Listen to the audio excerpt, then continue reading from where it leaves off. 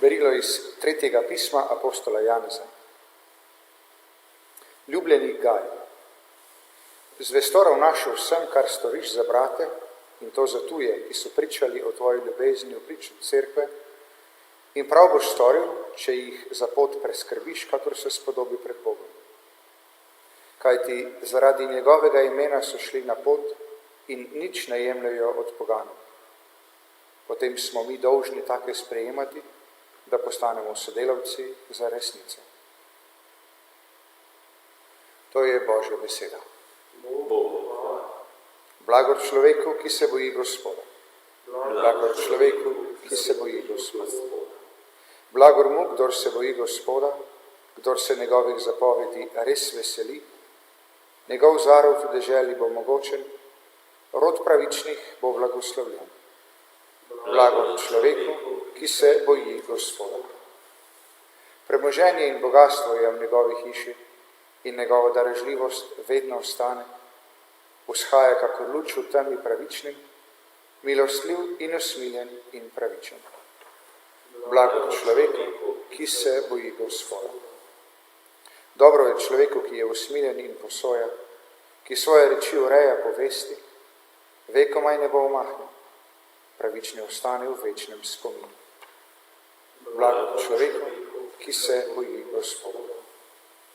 Aleluja, aleluja, aleluja. Sprejmite v krotkosti vsajeno besedo, ki mora rešiti vaše duše. Aleluja, aleluja, aleluja. Gospod z vami. In s tvojim duhom. Iz svetega evangelija po Luku. Slava tebi, Gospod. Tisti čas je Jezus svojim učencem povedal to priliko, da je treba vedno moliti in se ne naveličati. Govoril je: bil je v nekem mestu sodnik, ki se ni bal Boga in se ni menil za ljudi. In bila je v tistem mestu vdova, ki je hodila k njemu govoreč: pomagaj mi do pravice proti mojemu nasprotniku. Nekaj časa ni hotel, potem je pa rekel sam pri sebi: čeprav se ne bojim Boga in se ne menim za ljudi, bom vendar tej vdovi, ki mi ne da miru, pomagal do pravice, da me ne bo nenehoma hodila nadlegovati. In Gospod je rekel: poslušajte, kaj pravi krivični sodnik.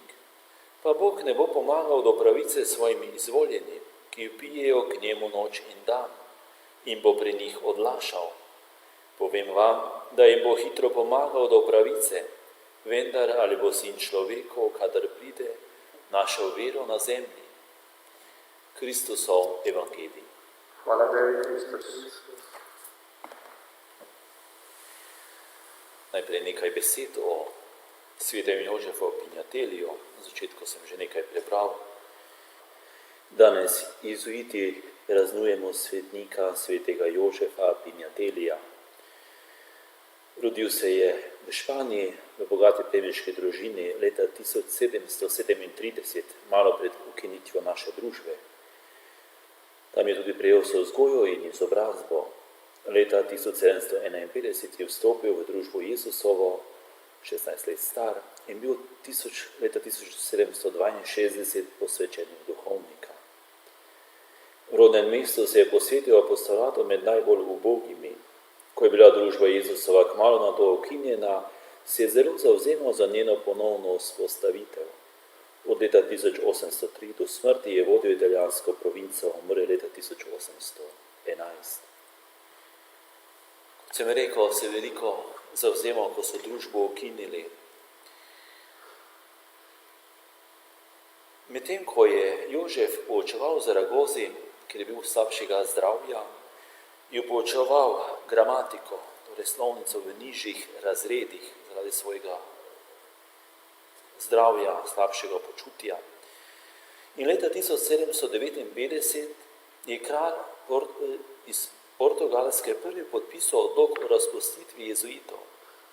Nekaj jih je bilo obsojenih na smrt, 250 po zaprtih, po vlažnih ječa in trdnjava. Okrog 1000 pa so jih naložili na ladje in odpeljali v papeško državo. Za Portugalsko je prišla na vrsto Francija. Decembra 1764 je francoski kralj izjavil, da družba Jezusova v Franciji ne obstaja več. V Španiji leta 1767 se je zgodilo podobno. Iz noči na 2. na 3. april so odzeli vse državljanske pravice jezuitom in jih izgnali iz države. Jožef Pinatelli je šel z ladjo potem na Korziko, ki ni bila seveda takrat še pod Francijo, in je tam nekaj časa s svojimi sobrati živel, nekaj mlajšim je omogočil še novicijat, tudi redovno življenje in študije. Ko pa so kasneje Korziko priključili Franciji, so jih pa izgnali v Italijo, v Genovo, kjer je potem Jožef deloval kot škofijski duhovnik, ni imel več pravice biti jezuit. V tistem času v Rusiji so obstali jezuiti. Takrat je bil naš jezuit Gabriel Gruber, je bil takrat general. Jožef je hotel tudi takrat stopiti v Rusiji, ampak nikako ni mogel. V tem času, ko so bili jezuiti razpuščeni, je Jožef veliko dobrega naredil, drugim redovom pomagal, tudi ubogim, po Italiji in kasneje tudi v Rim, ko je šel. Tako da na začetku, ko morda je bil slabšega zdravja, pa morda ni toliko kazalo, pa je potem marsikaj lepega, dobrega naredil. Tudi mi v življenju jutri bomo poslušali o različnih darovih, ki jih prejemamo od Gospoda. In včasih se lahko človek ustavi, da ne zmoremo kaj narediti, ali pa da nam kaj ni omogočeno, ampak jaz mislim, da je najbolj pomembno, da tiste majhne, recimo, če imamo kakšen talent, da tistem, kar smo, kaj dobro naredimo, pa ni važno, kje smo dobri ali v čem smo dobri, ampak pomembno, kaj s tistem naredimo, v čem smo dobri, torej, ko dobimo tiste talente. V tem času koronavirusa, te korona kriza, nam lahko pomaga prvo berilo, ki je iz pisma apostola Janeza.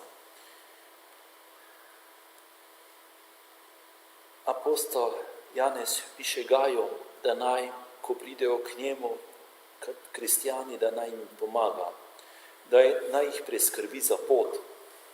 In tudi danes nas Bog vabi v tem času, nekateri lahko rečemo, da se dobro živi, da normalno po eni strani skoraj se živi, na drugi strani so pa lahko ljudje, ki jim je malo težje, pa smo povabljeni tudi, da pomagamo tistim ljudem, ki jim je zdaj v tem trenutku težje, ali to finančno, ali pa koga pokličemo po telefonu, pa malo razveselimo s kakšnim SMS-om, s kakšno elektronsko pošto, karkoli, ko vemo, da je nekdo sam doma, da rabi pomoč, smo povabljeni, da še v tem času še posebej pomagamo. Evangelij današnji je zelo znana zgodba o vdovi in sodniku. O sodniku pravi Jezus celo, da se ni bal Boga, pa ni se menil za ljudi, je bil trd človek. Na drugi strani imamo vdovo, torej žena, ki je uboga, ki v bistvu nič ne pomeni v družbi, in ona prosi sodnika, naj ji pomaga pri tožbi, lahko bi rekli, skoraj nemogoč primer, da bi se lahko sodnik na eno tako ubogo ženo obrne, ampak na koncu vidimo, da se sodnik vseeno obrne in jo sliši, ker pravi, ker je tako nadležna in da me ne bo hodila več nadlegovati, bom pomagal do pravice. In tukaj nas Gospod vabi, da tudi mi vztrajamo v molitvi, da smo potrpežljivi, saj Gospod ne bo odlašal, da nas usliši, tako na koncu Jezus pravi. Pa Bog ne bo pomagal do pravice svojim izvoljenim, ki pijejo k njemu noč in dan in bo pri njih odlašal. Bog nas bo slišal, vztrajati moramo. Seveda, tisto prošen, seveda, če za nas vse dobro.